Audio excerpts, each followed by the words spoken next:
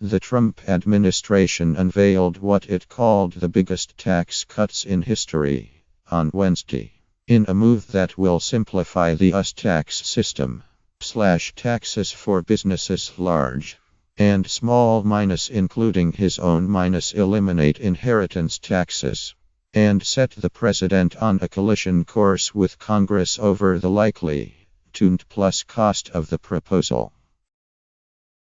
Critics immediately called it basically a huge tax cut for the rich.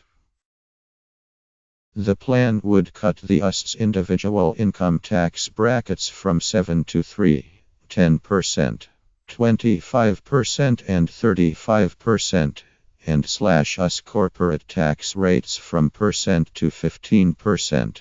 We have a once-in-a-generation opportunity to do something really big, said Gary Cohn, chief economic advisor to Donald Trump. This is about growing the economy, creating jobs. Cohn and Steven Mnuchin, the Treasury Secretary, were short on details of the plan that, if passed, would be the largest overhaul of the US tax system since the Reagan era. We are moving as quickly as we can, said Mnuchin. The announcement comes amid a continuing row over Trump's own taxes, with members of his own party asking for him to release his returns, pressing ahead with tax reforms. Trump has long claimed he might release these documents at the end of what he says is a long-running audit, but Mnuchin said on Wednesday, the president has no intention of releasing his tax returns to the public, as well as slashing costs for his own businesses. The new proposals will also cut the alternative minimum tax, AMT, a tax designed to stop the super wealthy from taking so many tax deductions they avoid paying anything.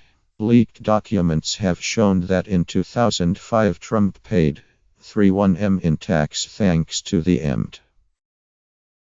Mnuchin and Cohn were pressed on how Trump would benefit from the proposals, but they avoided the questions. What this is about is creating job and economic growth, Mnuchin said. He described the proposals as the biggest tax cut and the largest tax reform in the history of our country. The president will not be the only Trump administration official to benefit from the tax cuts. His cabinet is the richest in history and includes several billionaires. The proposal also gets rid of almost all tax deductions, including those for state and local taxes. This creates a significant increase in tax for residents of high-tax states such as California and New York. It does leave in place existing tax deductions for charitable donations and home mortgage payments. Mnuchin refused to commit to whether the tax cuts would end up being revenue neutral, saying the administration was working on a lot of details.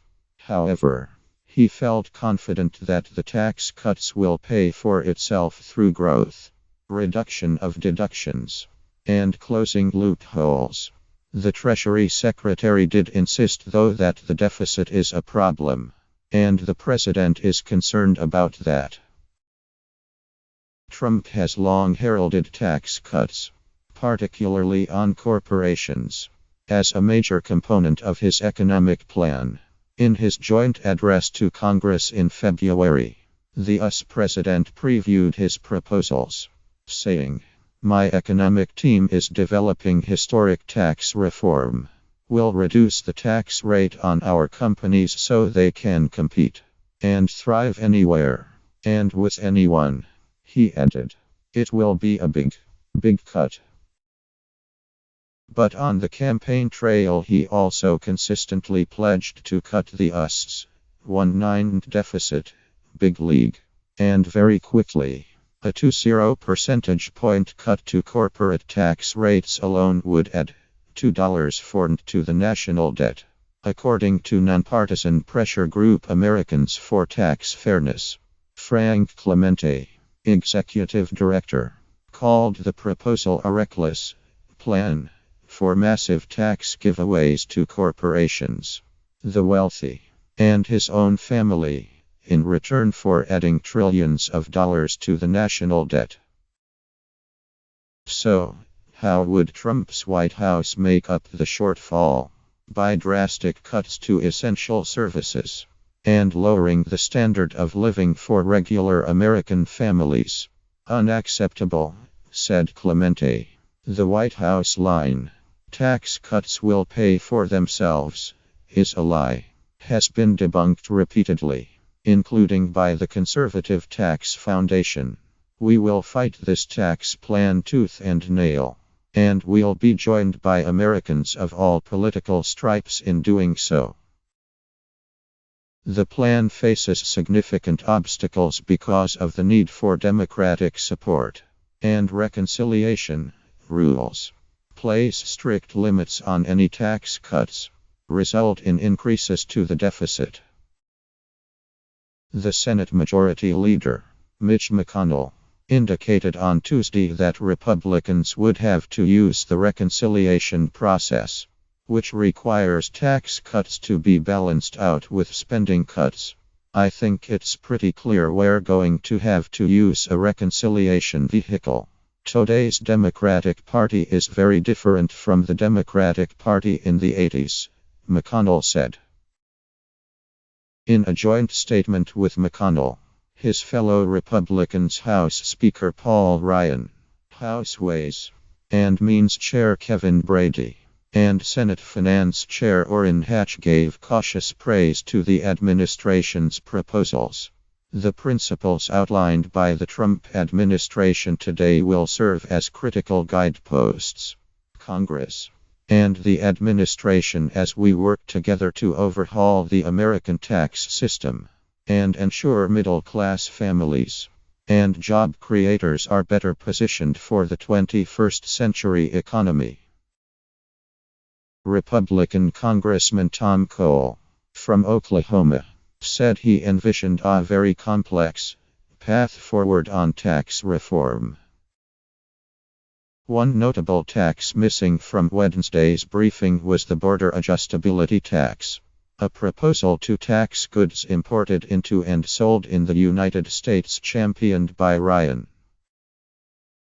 The tax, backed by House Republicans, was supposed to serve as a means to offset any loss in revenue from corporate tax cuts but ran into opposition from major corporate interests including retailers and automobile manufacturers.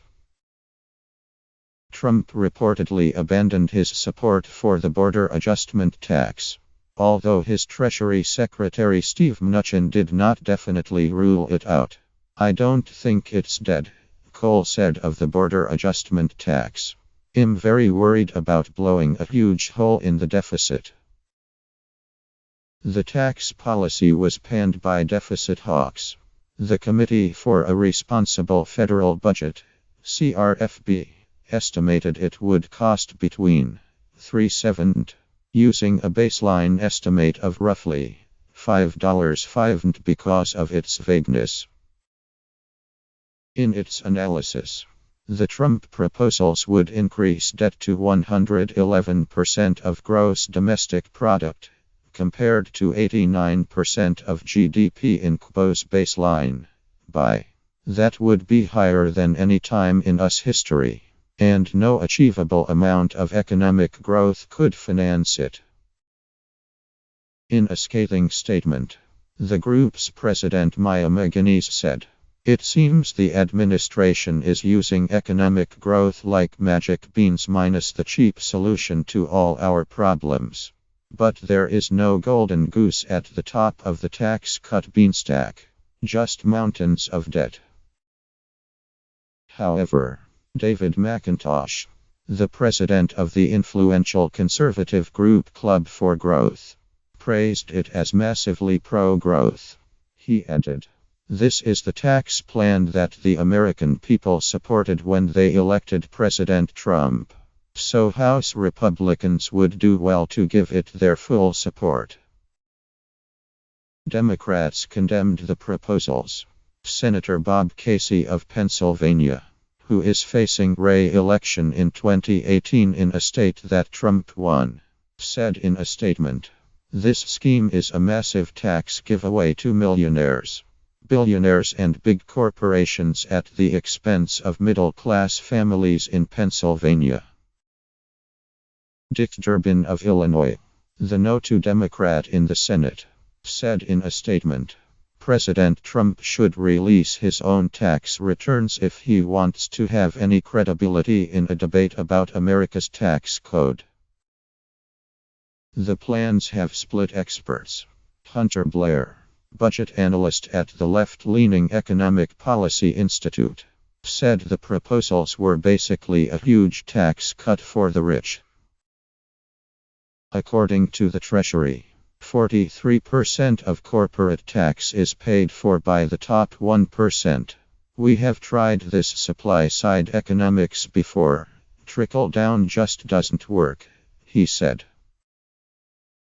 Chris Edwards, director of tax policy studies at the Libertarian Cato Institute, said cuts in corporate tax rates in the UK and Canada had not led to lost revenues. "There is a huge amount of tax avoidance right now and a huge effort to park overseas. That money would come back if rates fell," he said.